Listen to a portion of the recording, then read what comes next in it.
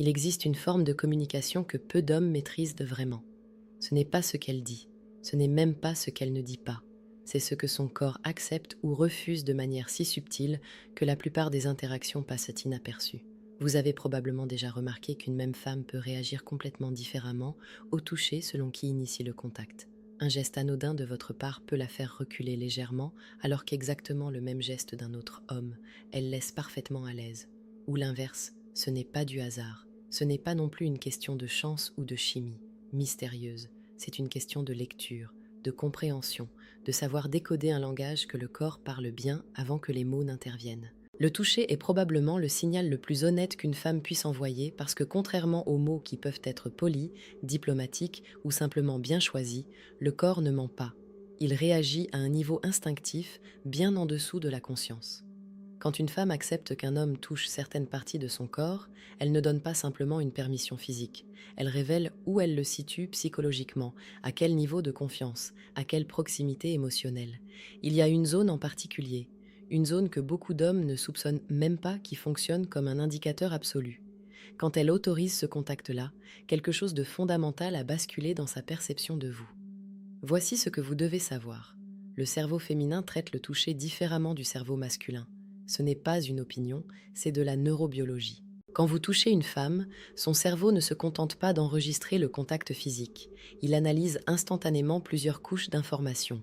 L'intention derrière le geste, le niveau de menace ou de sécurité, la congruence entre ce que vous dites et ce que votre corps exprime. Cette analyse se fait en quelques millisecondes, bien avant qu'elle ait eu le temps de formuler une pensée consciente à ce sujet.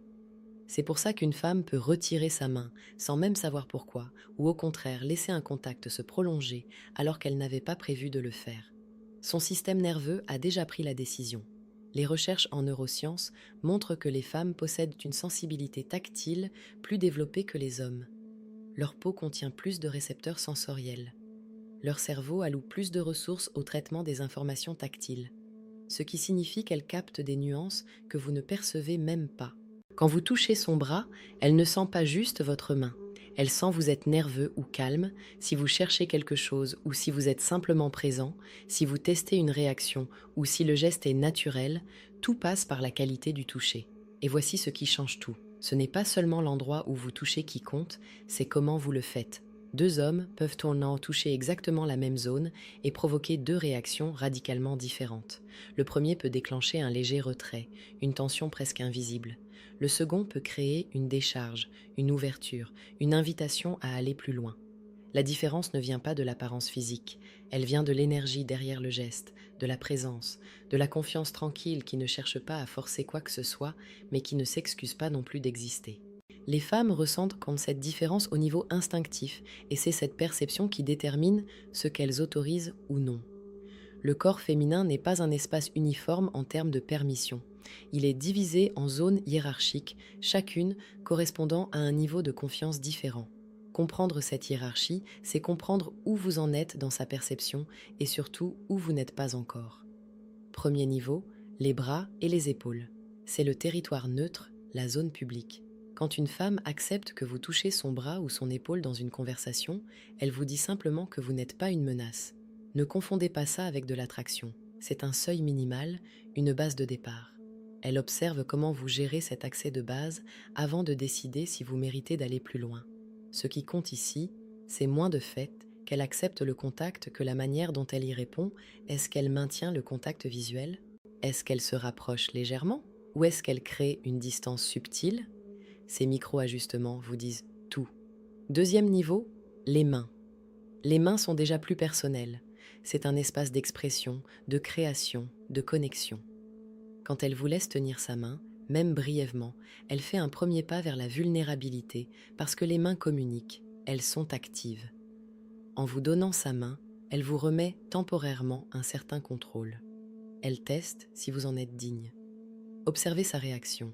Si elle entrelace ses doigts aux vôtres, si sa main reste détendue, si elle ne la retire pas rapidement, c'est qu'elle est à l'aise avec cette proximité. Si au contraire sa main reste rigide, ou si elle trouve rapidement une raison de la retirer, vous êtes encore en phase d'évaluation. Troisième niveau, la taille et le bas du dos. C'est une zone territoriale. On ne voit pas qui nous touche là. Il faut donc une confiance instinctive pour accepter ce contact. Quand vous placez votre main dans son dos, vous entrez dans son espace de protection. C'est un geste qui, bien exécuté, communique une forme de sécurité masculine. Mais mal calibré, il peut sembler possessif ou intrusif. Ce qui compte ici, c'est sa réponse corporelle. Si elle se penche légèrement vers votre contact au lieu de s'en écarter, si elle reste détendue, c'est qu'elle accepte votre présence physique et votre rôle protecteur. Quatrième niveau, le cou et le visage. Vous entrez en territoire sacré. Le cou est biologiquement une zone de vulnérabilité extrême. Dans toutes les espèces, exposer son cou à un autre individu est un signe de confiance primitive. Quand elle vous laisse toucher son cou, fleurer sa nuque, caresser sa mâchoire, elle fait acte de reddition psychologique. Elle vous dit que vous êtes passé du statut d'étranger à celui de personne de confiance. Le visage, c'est encore plus intime. C'est son identité. Toucher le visage d'une femme, c'est toucher ce qu'elle présente au monde. C'est personnel, c'est direct, c'est impossible à rationaliser. Si elle ferme les yeux un instant quand vous effleurez son visage, si elle penche légèrement sa joue contre votre paume, vous avez dépassé toutes les barrières rationnelles. Vous êtes dans l'espace émotionnel pur, le niveau ultime, les cheveux. Mais il existe une zone encore plus révélatrice, une zone que peu d'hommes comprennent vraiment. Et c'est là que tout se joue. Les cheveux.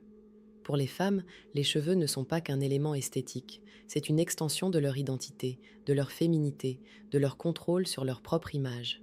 Observez-les. Elles touchent à leurs cheveux constamment quand elles sont nerveuses, quand elles flirtent, quand elles réfléchissent. C'est un geste d'auto-apaisement, de réaffirmation, de connexion à soi-même. Les cheveux sont un territoire souverain. Quand une femme laisse un homme toucher ses cheveux, passer sa main dedans, jouer avec une mèche, quelque chose de fondamental se passe dans son subconscient.